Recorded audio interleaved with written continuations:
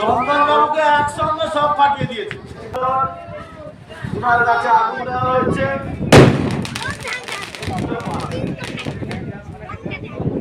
Mini ঝাপড় Usman বাবু সামনে দাঁড়িয়ে আছেন, দেখছেন কিভাবে ফাটবেন উনি।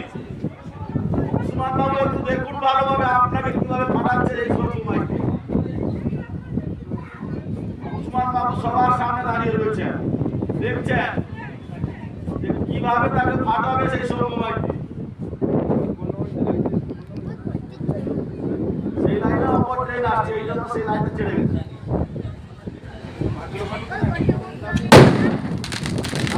উসমান বাবু কিন্তু খুব দারুণ আসছে।